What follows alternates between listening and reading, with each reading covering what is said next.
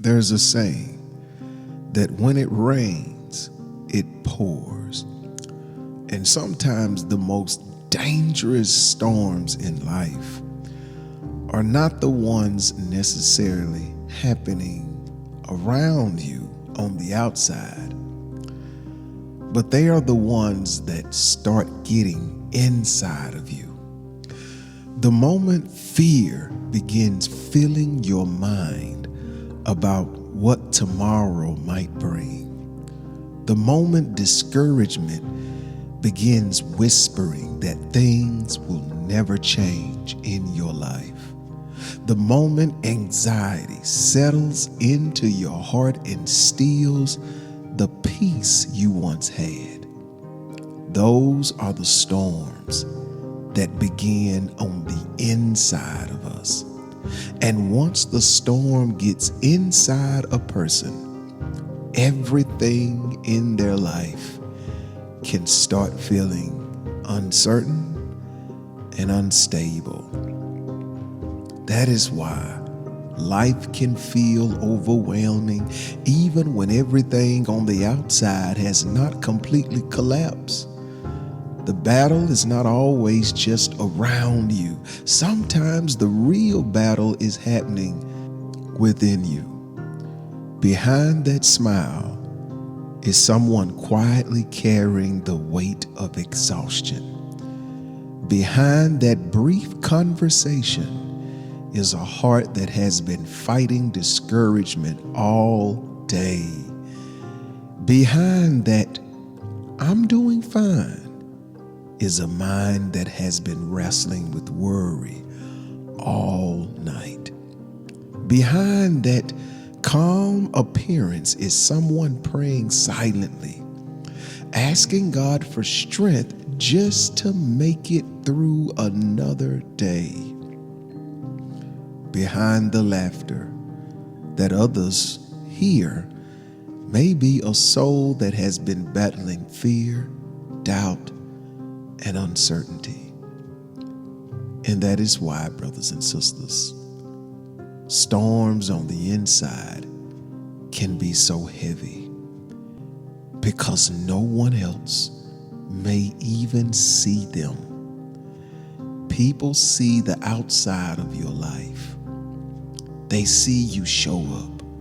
They see you smiling. They see you continuing with responsibilities.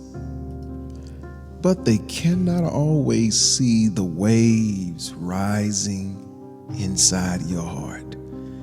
And when the storm begins getting inside a person, everything can start to feel unstable. And that is when we begin to feel like we are sinking. And that is why life can sometimes feel like being in a small boat in the middle of troubled water. Brothers and sisters, imagine a boat out on open water when the winds begin to rise. The waves begin crashing harder against the sides of the boat. The sky grows darker. The water becomes rough and unpredictable. Yet even in the middle of that storm, the boat can still move forward. Why? Because the storm being around the boat does not mean the boat is sinking. As long as the water stays outside the boat can continue floating. It can continue to move. It can continue to survive the storm. Because that is what the boat was designed for.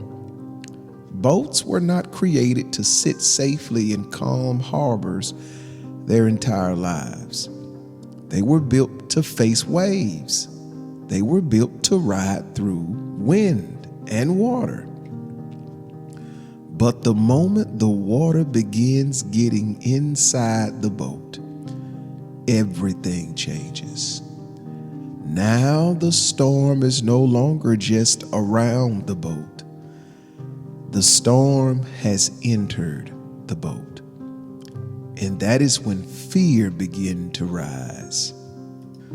Because once the water starts filling the inside, people begin to wonder if the boat will survive the storm at all. And the same thing can happen in our lives, brothers and sisters. It is one thing when trouble surrounds you. It is another thing when trouble begins filling your heart, when fear begins filling your mind, when worry begins filling your thoughts, when discouragement begins filling your spirit. That is when people begin to feel like they are sinking. But that is exactly why the words of Jesus are so powerful. Because Jesus never promised a life without storms. He never promised a world without trouble. In fact, he said something very direct and very honest about life. Jesus said these words to his disciples: "In this world you will have trouble, but take heart. I have overcome the world." What Jesus is saying here is something incredibly powerful. It means that every storm you will ever face, every challenge that will ever rise against you, every battle that will ever come into your life, Jesus already knows the path to victory. Nothing that happens in your life catches him by surprise. There is no problem that appears that he has not already seen. There is no storm that rises that he does not already know how to calm. There is no battle that forms against you that he has not already conquered. Brothers and sisters, Jesus says, "I have overcome the world." Not "I will overcome," not "I hope to overcome." No, he speaks the language of victory that has already been secured for you, which means that every believer, if you are listening and you are fighting battles, what this means is that the blueprint for victory already exists in Christ. It's already done. And that is why the Bible gives us this powerful reminder: greater is he that is in you than he that is in the world. The same Christ who overcame the world now lives within you. The same power that defeated darkness now dwells inside of you. So when the storms of life begin to rise, you're not facing those storms alone. You are standing in the victory of the one who has already overcome. And because he has overcome the world, you can face the storms of life with courage. So, brothers and sisters, this means we should not be surprised when storms appear in life. Don't be surprised and don't be discouraged. Jesus already told us they would come. He forecast them. But instead of seeing that as discouraging, we can actually see it as something that prepares us. Because when you know storms will come, you can prepare your heart before they arrive. You can anchor your faith before the winds begin to blow heavy. You can strengthen your trust in God before the waves even begin to rise. Jesus said, "In this life, you will have trouble." He didn't say that to frighten us, but to prepare us. Because when you understand that storms are a part of life, You can stop interpreting every difficult moment as something being wrong with your faith. Trouble does not mean God has abandoned you. Trouble does not mean your faith is failing. Trouble does not mean your story is falling apart. Sometimes trouble simply means you are living in the world Jesus already told you about. And here's the encouraging part, brothers and sisters. Jesus did not stop at saying trouble would come. He immediately followed it with these words, take heart. Jesus says, take heart. In other words, don't lose your courage. Don't lose your fight. Don't lose your ability to keep standing. Don't let the storm take your peace. Don't let the waves take your faith, because even though the storms are part of life, they are never the end of the story. Yes, trouble is guaranteed, but it will not defeat you. Think about how airplanes fly. Before an airplane ever leaves the ground, the engineers already know something very important. The plane will face resistance the moment it begins to move.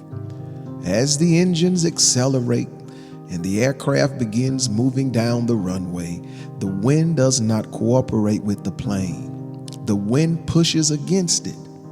The air resists it. The force coming against the plane actually becomes stronger the faster the plane moves. But here is the powerful truth. The resistance is not what stops the plane. The resistance is what actually lifts the plane. The very air pushing against the wings is the same force that allows the plane to rise above the ground and soar into the sky. Without that resistance, a plane would never leave the runway. And in many ways, the storms and troubles of life work the same way for us, brothers and sisters. The resistance you feel does not always mean you're being pushed down. Sometimes it means God is preparing to lift you higher through the winds of this storm. The pressure you feel does not mean your faith is failing. Sometimes it means your faith is being strengthened. The storm you are facing does not mean your story is ending. Sometimes the storm is the very thing God will use to raise your faith to a place it has never been before. So when trouble appears in your life, remember this truth. The storm is not the end of your story. It may actually be the beginning of a greater rise. Which is why Jesus says something powerful. Right after telling us that trouble will come, he says, take heart. In other words, have courage, because the storm may push against you, but it cannot defeat the one who has already overcome the world. And the one who has overcome the world is living inside of you. And this is why our focus must always return to Jesus, fixing our eyes on him, brothers and sisters, the author and finisher of our faith. Think about a lighthouse standing on the edge of a dangerous shoreline. All night long, the waves crash against the rocks.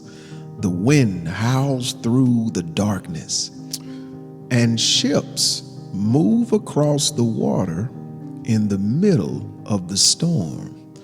For the sailors out on the sea, the The storm can make everything feel disorienting. The waves rising and falling, the sky is dark, the wind pushing the ship in different directions. But in the distance, there is one thing that never moves: the lighthouse. It stands firm on the shore, sending its beam of light across the water. And every experienced sailor knows something very important. You don't focus on the waves, you focus on the light. Because if you lock your eyes on the lighthouse, it will guide you safely through the storm. The waves may still rise and the wind may still blow, but the light will lead you home. And Jesus is that lighthouse for our lives. In a world filled with storms, in a life filled with challenges, brothers and sisters, in a season where everything around you, it feels unstable and uncertain, Jesus remains steady. He does not move when the storm rises. He does not lose power when the darkness grows. He does not disappear when the waves get high. He stands firm as the one who has already overcome the world. Which means when life begins to feel overwhelming, the answer is not to stare at the waves. The answer is to fix your eyes on Jesus. He is your lighthouse. He is your way home. He is the way, the truth, and the life. He is the anchor that holds when the waves begin to rise. He is the steady hand that guides you when the night feels dark, brothers and sisters. He is the peace that stands stronger than the storm. And when your eyes stay fixed on Him, something powerful begins to happen. Yes, the storm may still rage, and yes, the wind may still blow. The waves may still rise around your life, but the storm no longer has the power to take you under. Because Jesus is not just someone who understands the storm. He is the one who commands them. He is the one who stood on the boat and spoke to the winds and the waves and said, "Peace, be still." He is the one who walked on water while the storm was still raging. He is the one who proved that the forces of this world are never greater than the power of the Son of God. And if the one who overcame this world is the one leading your life, then the storm you are facing cannot destroy you. No weapon formed against you can prosper.